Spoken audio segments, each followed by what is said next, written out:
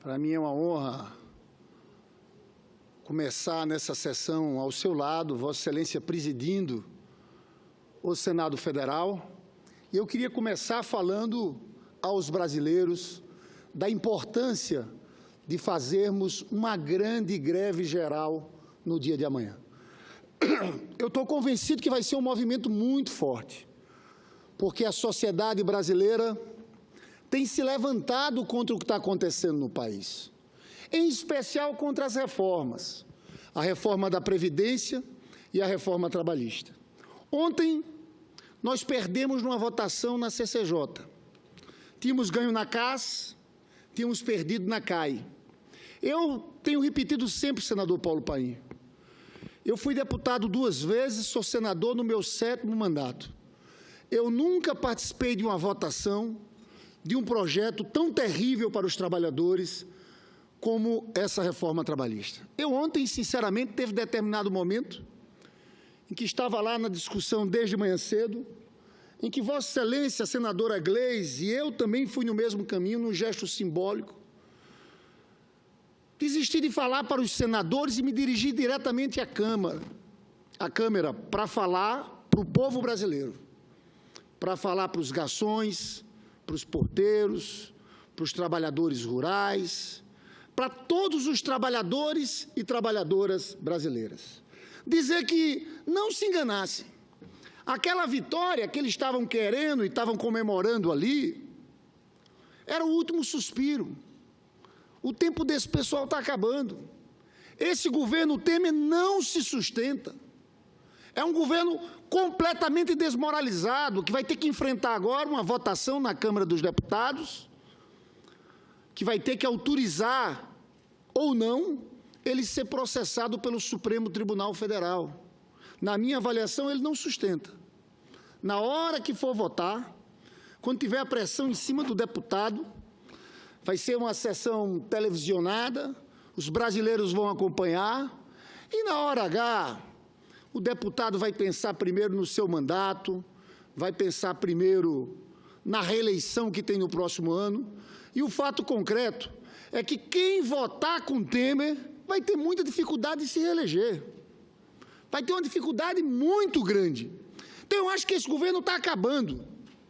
O desgaste é terrível, mas eles querem manter a agenda do golpe, porque a agenda do golpe veio com a ponte para o futuro, ainda no governo da Dilma Rousseff, quando o Temer apresentou aquele projeto que falava para os grandes setores empresariais e do sistema financeiro brasileiro como uma proposta para tirar o país da crise. E a gente sabe que o motivo do golpe foi esse.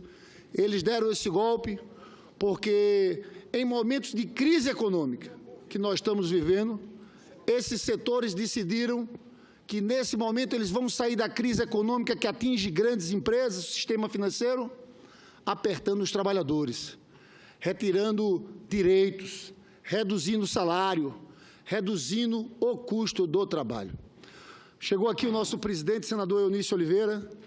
Hoje pela manhã tivemos uma sessão extraordinária aqui hoje pela manhã. Não foi votado o requerimento de urgência, que deve ser votado na próxima semana, sobre esse tema da reforma trabalhista. E nós, senador, vamos tentar de todas as formas sensibilizar os senadores a que essa casa cumpra o seu papel de casa revisora. É para isso que o Senado existe. Não tem lógica a gente fazer algum acordo, e nós não fizemos, mas um setor da base governista fez, de não modificar o projeto que veio da Câmara, discutindo vetos da Presidência da República. Isso significa abrir mão do nosso papel de Senado da República, de casa revisora. Eu posso dizer aqui que os 81 senadores aqui têm discordância desse projeto. Algum tipo de discordância. Várias emendas foram apresentadas pela base, por senadores da base governista. Então, não dá para aceitar nenhum tipo de projeto sendo aprovado sem a interferência de senadores, com emendas, com modificações do projeto. Qual o problema do projeto voltar para a Câmara dos Deputados? Nenhum. E o apelo que a gente faz é porque, senador Paulo Paim, esse projeto mexe demais com a vida do povo trabalhador. Eu vejo alguns argumentos, tem gente que fala de que esse projeto pode ser importante para gerar empregos, balela, conversa. Nós tivemos agora uma situação de pleno emprego no país. Em 2014, chegamos ao desemprego de 4,3% do PIB, era pleno emprego. Foram 22 milhões de empregos gerados por Lula e Dilma, com essa legislação trabalhista que está aí. O que aconteceu no mundo inteiro, quando aprovam essa flexibilização trabalhista, é que você faz uma troca. Você tira um trabalho protegido e coloca o trabalho precário. Porque eles estão oferecendo um cardápio de opções para os empresários. Trabalho intermitente, autônomo exclusivo, terceirização ampla, geral e restrita. O exemplo do México é um exemplo bom. No México, depois da flexibilização trabalhista, houve uma perda do trabalho protegido de 1.100.000 trabalhadores. Sabe quanto foi o aumento de trabalho precário? 1.100.000 trabalhadores. No Peru, 65% dos trabalhadores, depois da flexibilização, são trabalhadores que são contratados de forma precária. Aí você pode me perguntar, o que é o contrato de trabalho precário? É isso que eles estão inventando. Eu vou dar o primeiro exemplo, trabalho intermitente. Isso aqui é criminoso. O próprio relator, senador Ricardo Ferraço, admite que isso é exagerado. Só que ele não tem coragem de tirar do texto. Por quê? Porque o governo não quer que o projeto volte para a Câmara. Porque eles estão utilizando nesse momento agora essa votação da reforma trabalhista, além de ferir, além de senador Paulo Paim, de defender os interesses empresariais, eles estão querendo criar um fato político. Quer dizer que o Temer ainda resiste.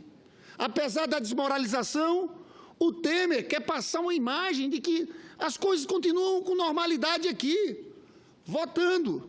Eu concedo a parte ao senador Paulo Paim.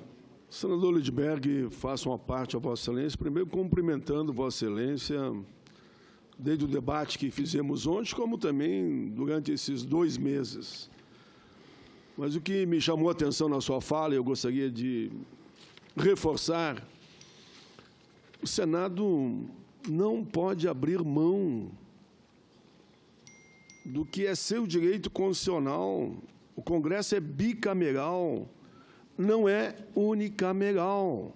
Se não é, como que o Senado vai receber um projeto com quase que um estatuto da relação capital e trabalho? É uma nova consolidação das leis do trabalho, com 200 mudanças, e não vai mexer numa vírgula. Perde a razão de nós existirmos aqui dentro. É como se estivéssemos renunciando aos nossos mandatos. É isso, presidente Eunício. Eu tenho argumentado muito, sei que Vossa Excelência preside, é o plenário que decida, né? Sei que a responsabilidade não é sua, mas o plenário que decida. Como é que os senadores vão abrir mão do seu direito legítimo? Foram eleitos para quê?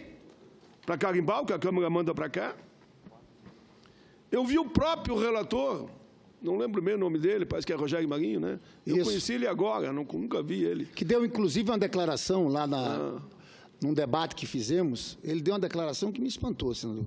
Ele disse o seguinte, que tem que aproveitar esse momento, porque as grandes mudanças sempre aconteceram em um momento de ruptura da ordem democrática. Aí ele começou a falar da Constituição de 67. Me lembro, estava lá. Então, ele admitiu que foi um golpe no país, e tem que aproveitar isso para fazer essas maldades.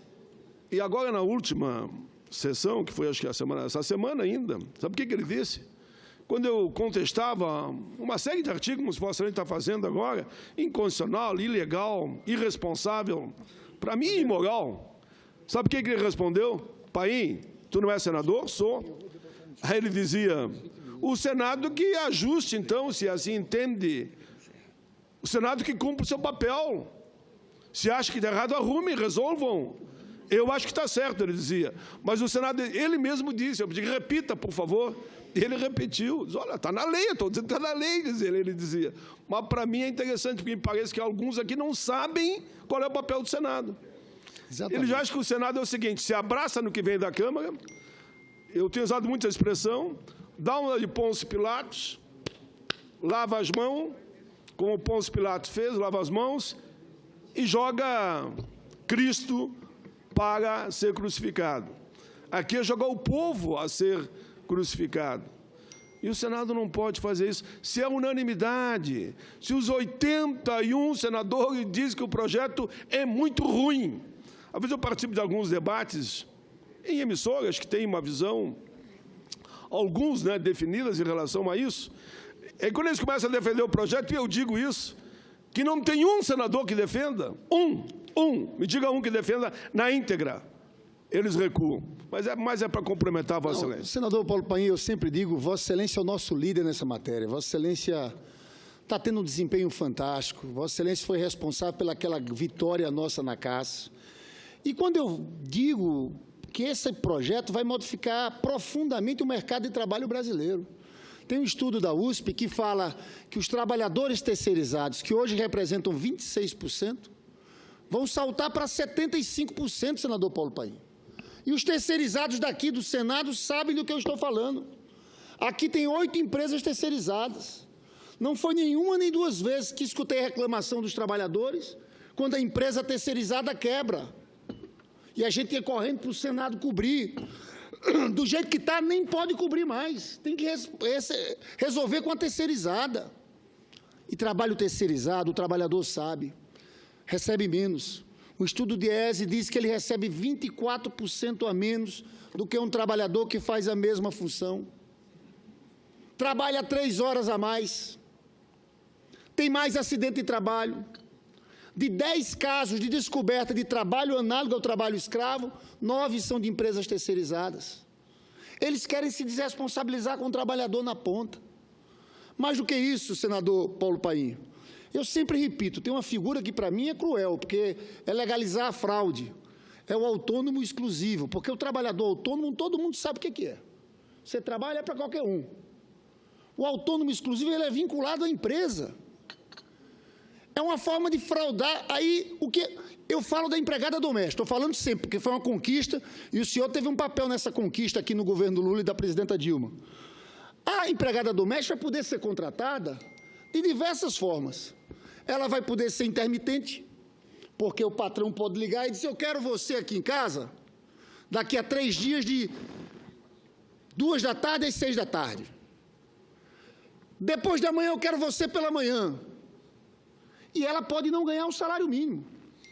Porque hoje todo mundo tem direito a 44 horas, 8 horas por dia, com hora extra. Então, ele pode ter o trabalho intermitente. A empregada doméstica pode ser também autônoma exclusiva. O patrão pode transformar ela numa pessoa jurídica, numa espécie de empregada, de empresário de papel, porque não é empresário. Agora perde o quê? Perde 13º, perde férias, perde FGTS. É muita maldade, senador Paulo Paim. É uma mudança muito grande. O negociado na frente do legislado. O século XX foi o século da constitucionalização do trabalho. Porque na Revolução Industrial, depois da Revolução Industrial, era um massacre com o trabalhador, que era um escravo na ponta. Teve muita luta. Jornada de 10 horas, depois jornada de 8 horas. E nós tivemos, ali no meio da Segunda Guerra Mundial, em 42, Vossa Excelência, que é um estudioso da questão da seguridade, no meio da guerra, as pessoas foram para a guerra, mas tinham um sonho de voltar para casa e ter direitos. Ali surgiu no relatório Beveridge a gestação da seguridade social ali. E nós tivemos no pós-Segunda Guerra a constituição do Estado de Bem-Estar Social no mundo todo, em especial na Europa. O Estado Social. Foram os chamados 30 anos gloriosos. Aqui, o que é o nosso Estado de Bem-Estar Social? Nosso Estado Social. Aqui tem 2 pernas. Nosso Estado de Bem-Estar Social é tardio. É a Constituição Federal de 88 e a CLT de 43, que eles estão querendo destruir de uma vez só. Eles estão querendo de uma vez só destruir as bases do Estado Social brasileiro. A Constituição de 88 eles rasgaram, quando aprovaram aquela emenda constitucional 95 do teto dos gastos. Aquilo acabou. enterraram a Constituição Cidadã do Dr. Ulisses, que falava de saúde e educação, de percentuais vinculados de investimentos, acabaram com tudo aquilo. Destruíram a Constituição de 88. E o outro pé desse estado de bem-estar social, eles querem destruir, nesse momento, enterrando Getúlio Vargas e rasgando a nossa CLT. Nós não somos contra aperfeiçoamentos, somos favoráveis, mas isso não é aperfeiçoamento. O que está por trás disso é redução do salário, redução do custo do trabalho. As empresas, infelizmente, nesse país, se aproveitam desse momento e o golpe foi dado para isso. Por isso que eu sempre falo, foi um golpe de classe. Foi um golpe para retirar direito de trabalhadores. Agora, senhor presidente, eu, na verdade, queria aqui falar sobre o presidente Lula também. Sobre o que está acontecendo no país e sobre o presidente Lula. O golpe de Estado que fez o Brasil regredir à condição de uma lamentável republiqueta de bananas, envergonhando-nos perante o mundo, foi dado com os seguintes pressupostos. Primeiro, a crise econômica se resolveria com relativa facilidade e presteza, assim que Dilma Rousseff fosse afastada.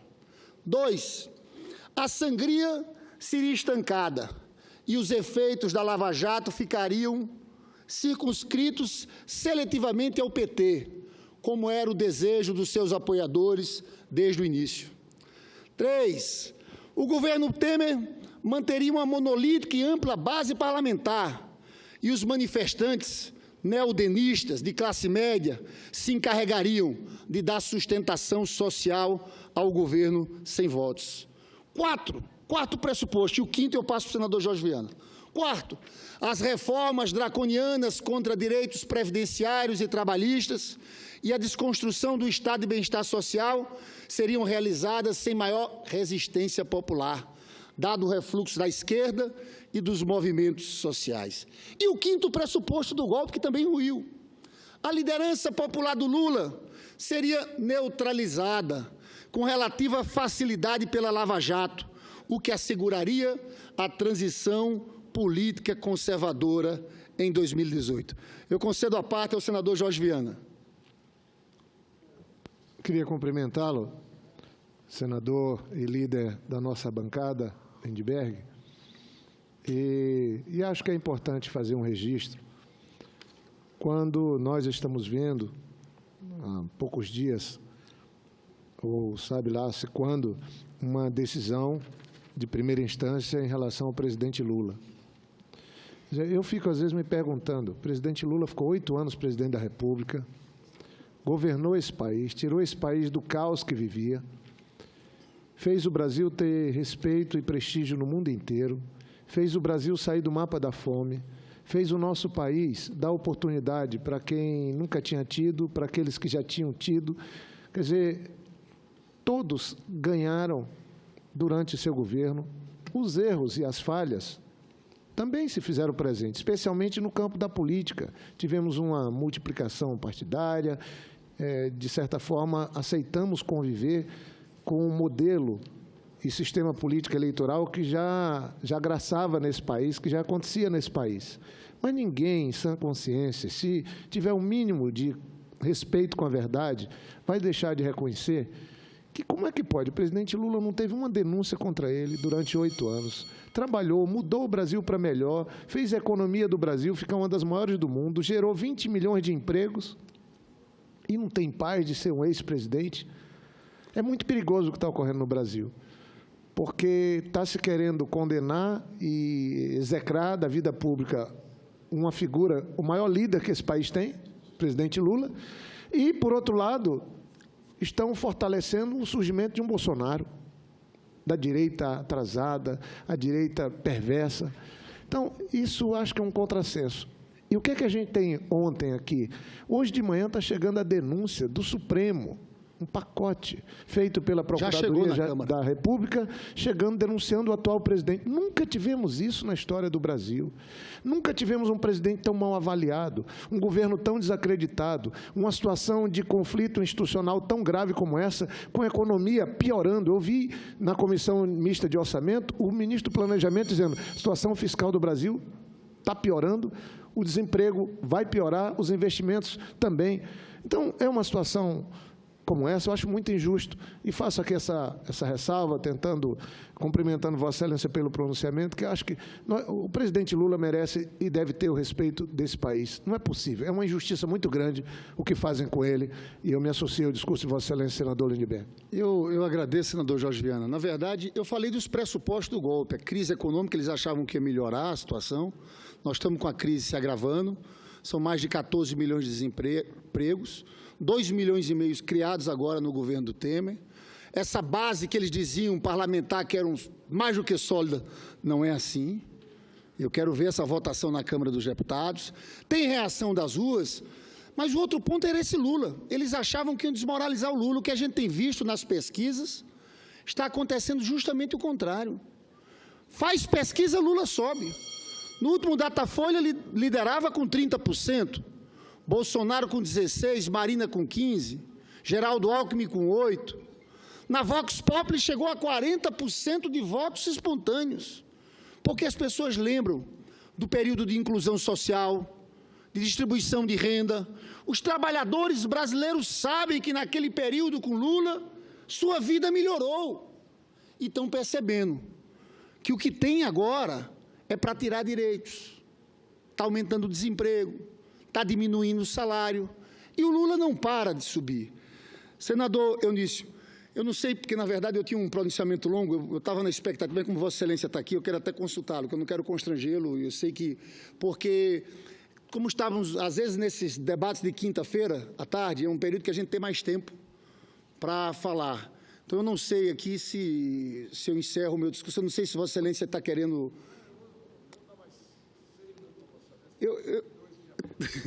Eu agradeço, senador Eunício. É que eu fico com medo aqui do tamanho, eu estou vendo...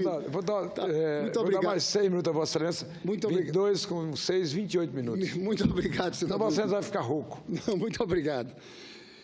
Então, mesmo assim, senador Jorge, o que é que a gente vê? O Lula não para de subir nas pesquisas e parece que é o golpe continuado. Querem tirar ele de todo jeito do processo eleitoral. Ficam contando, dando prazo, condenar em primeira instância para condenar a segunda lá frente, para o Lula não disputar a eleição. Em meio a essa ruína acelerada, resta ao golpe e ao seu projeto ultra neoliberal uma última esperança para tentar se manter e consolidar, inviabilizar a candidatura popular de Lula. Com efeito, a inviabilização dessa candidatura popular, com a eventual interdição de Lula, daria algum fôlego às forças golpistas. Em primeiro lugar, porque acertaria um duro golpe na legitimidade do maior líder popular da nossa história, única liderança política que tem envergadura nacional e internacional para se opor ao golpe e a seu programa. Em segundo lugar, porque com Lula fora do cenário eleitoral, ficaria muito mais fácil se conduzir uma eleição indireta que propiciasse uma solução rápida para o caso Temer, que de solução evoluiu rapidamente para a condição patética de problema constrangedor. Afinal, as diretas já desejadas pela maioria da população não fazem muito sentido com Lula fora da disputa. Em terceiro lugar, porque uma eventual interdição de Lula poderia, nos cálculos dos golpistas, arrefecer, pelo menos momentaneamente, a resistência popular às medidas do golpe que agridem os direitos dos trabalhadores. E quarto lugar, e muito mais importante, o afastamento da candidatura de Lula pavimentaria ou praticamente asseguraria a continuidade do golpe após as eleições de 2018, pois nesse cenário é quase certo que venha a ser eleito um candidato identificado com as propostas destrutivas do modelo neoliberal iniciados pelos golpistas. Portanto, não nos surpreendem os supostos vazamentos publicados pela imprensa no último final de semana, referentes à provável sentença condenatória do ex-presidente Luiz Inácio Lula da Silva, no caso do triplex do Guarujá. Afinal, tal sentença já estava dentro do script político do golpe. Obviamente, retirar a presidenta honesta para colocar em seu lugar a mais perigosa quadrilha de corruptos do país foi apenas o primeiro passo do golpe. Na realidade, o golpe só terá condições mínimas de se consolidar quando Lula for afastado do cenário político eleitoral. Mas o que surpreende não é a tentativa de destruir Lula. O que surpreende, na realidade, é o cinismo, a hipocrisia, a fragilidade da argumentação daqueles que estão empenhados na tarefa política de inviabilizar sua candidatura. Afinal, a divulgação das alegações finais do Ministério Público na ação referente ao triplex do Guarujá demonstra que a denúncia contra o melhor presidente da história do país tem a profundidade de figurinhas de PowerPoint e a consistência lógica de um pesadelo surrealista. Parece mais uma peça de teatro do absurdo, assinada por Ionesco, que documento jurídico de mínima consistência.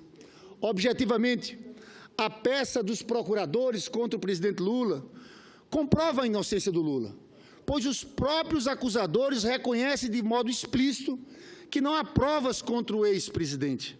De fato, ficou cabalmente provado no processo que Lula nunca ocupou o tal triplex, que continua de propriedade da construtora OAS e da Caixa Econômica Federal.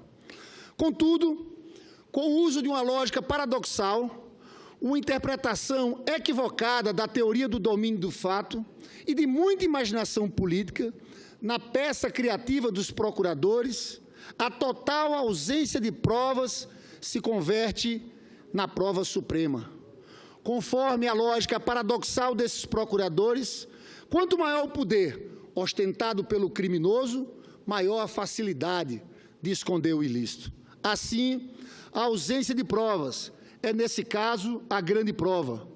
Não temos como provar, ergo está provado.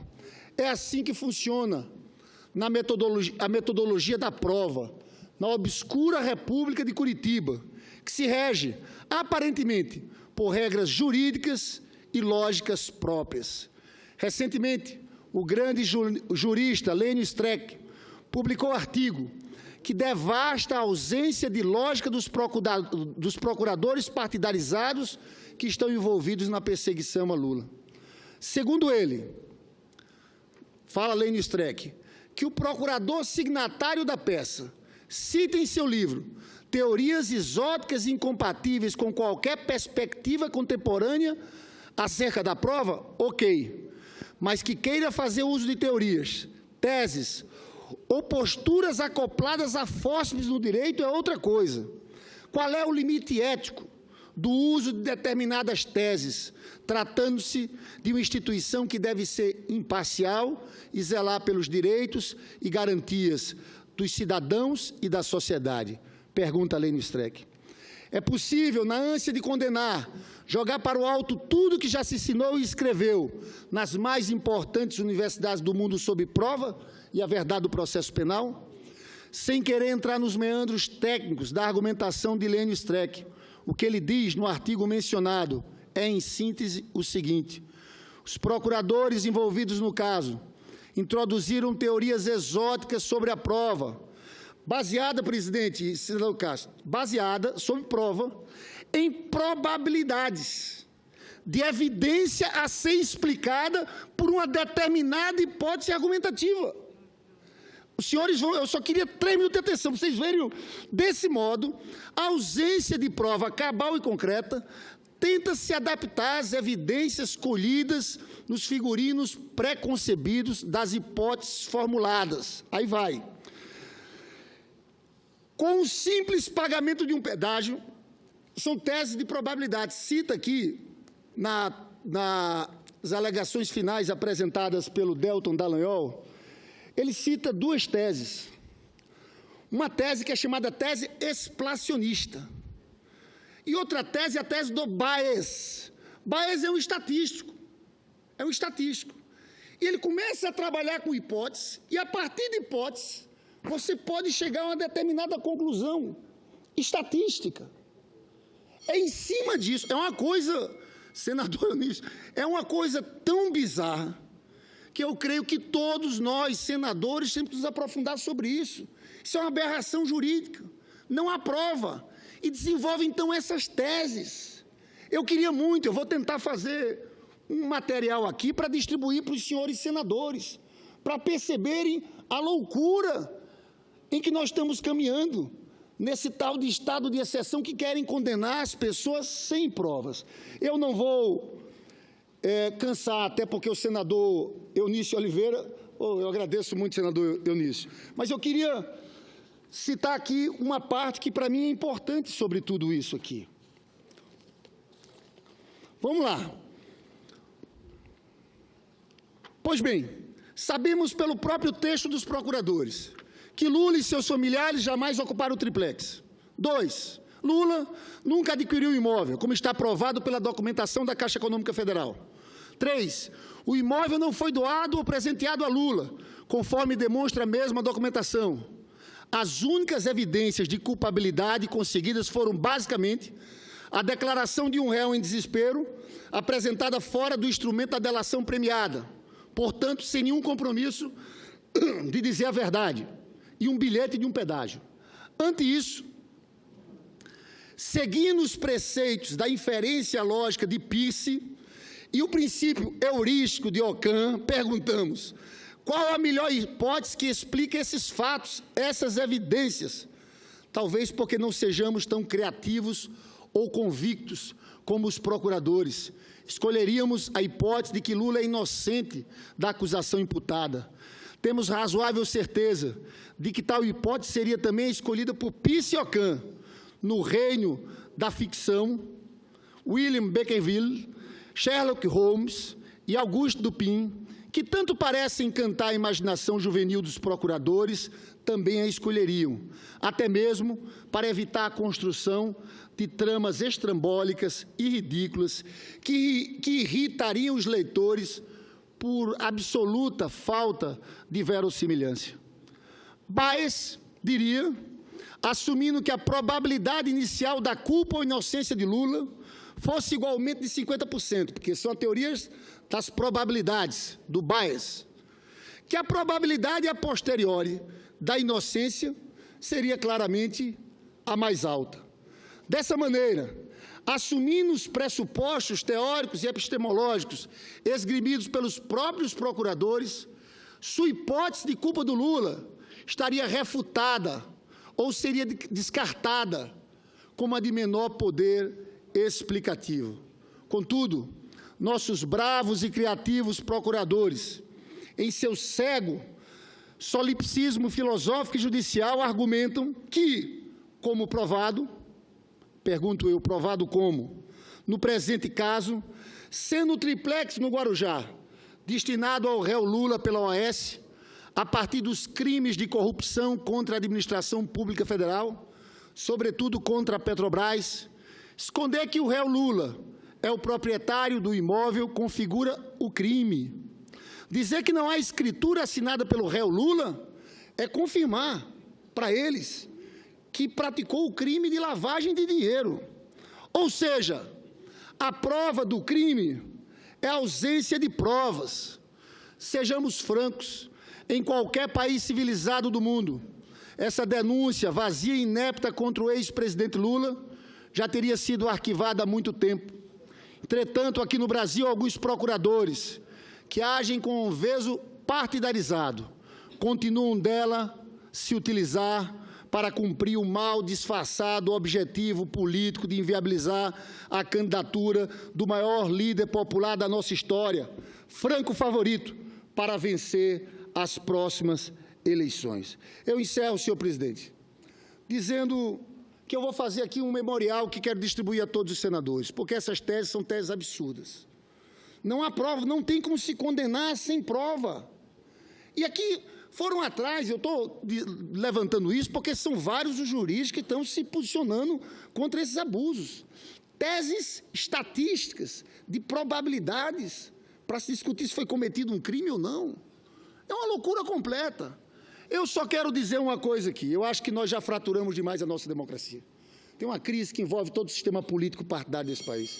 Nessa hora eu me dirijo a todos, senadores do PSDB, do PMDB. É preciso ter um pouco de responsabilidade nesse momento.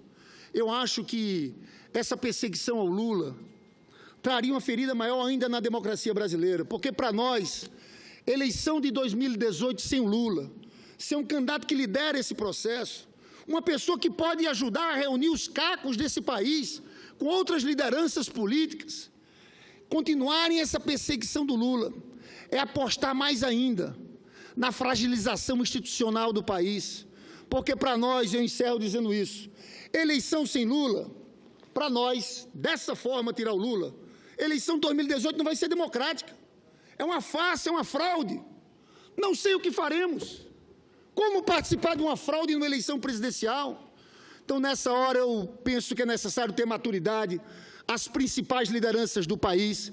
Eu agradeço ao senador Eunício pelo tempo que me deu, mas nós vamos fazer uma grande campanha, nacional e internacional, em defesa do presidente Lula. Atacam Lula pelo presidente que ele foi, mas atacam Lula porque sabem que se interditarem o Lula do processo eleitoral, os trabalhadores brasileiros ficam sem defesa. Aí eles vêm com tudo para passar esse pacote de maldades da reforma trabalhista, da reforma previdenciária. Nós vamos defender o Lula. Estamos à espera da sentença. O Lula já apresentou sua defesa, suas alegações finais. Nesses próximos 15 dias, deve sair a sentença do juiz Sérgio Moro. Na nossa avaliação, ele só tem um caminho: absolver o presidente Lula, porque não há nenhuma prova contra ele nesse caso do triplex do Guarujá. Muito obrigado, presidente, muito obrigado ao senador Eunício pelo tempo que me concedeu.